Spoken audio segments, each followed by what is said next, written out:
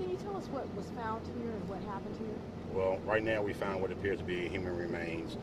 Approximately 7 years ago, homicide took place at this residence, and based on that information, we started digging in the area where we were led, by one, the person that came forth, and also with the use of cadaver dogs that are alerted on the area where we suspect the human remains to be. Can you tell us how you found out about the body back there? Well, we received a call from an individual from a different state that met somebody that's attached to this family.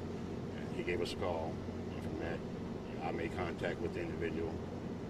That person then, sat down with myself, the Commonwealth Attorney, and the sheriff, and told us what took place 7 years ago at this residence.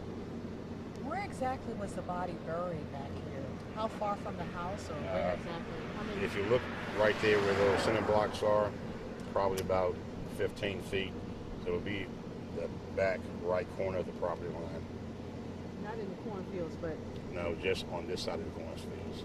Who lived here? How many people lived here? I'm not going to divulge the names of the occupants, but it's a single-family home. At that time was probably 6 people, to include adults and children. 7 years? Yes, ma'am. What was relayed to us, the date of the homicide was January 1st, 2006. How far down in the ground was the body buried? Well, so far the remains that we found is approximately 3 feet, give or take. But they're scattered. So they're not all in one particular spot. So we're still kind of looking to gather as much as we can. What happens now? Once we conclude, our digging back here, I'm gonna get back with the Commonwealth Attorney.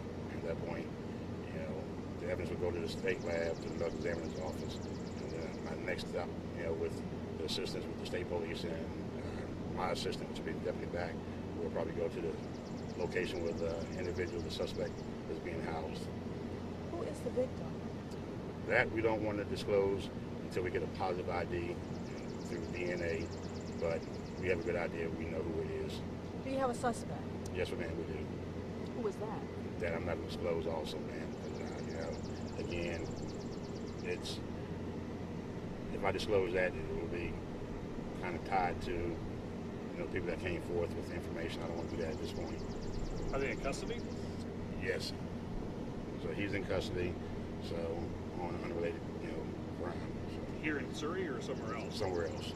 He's not being housed in Surry. How long has this house been abandoned? It looks like it's been abandoned. Maybe it hasn't. Maybe I'm wrong assumption. It's still, people still live here. Yes, ma'am. So it's overgrown with a lot of stuff. We had to do a lot of, digging and weed eating and cutting grass before we get to the spot where the body was buried. You were assisted by? Virginia State Police. No, but certain dogs you brought in. Tell me about how you were led to the body.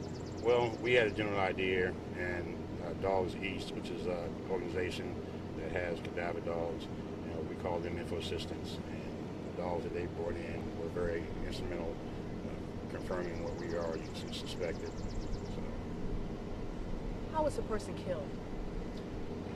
That, I don't want to go into it, but it was a homicide. Can you tell us how old the victim is? That, the time of the offense, he'd have been in his late 40s. Black male, white male, woman? It would be a black male.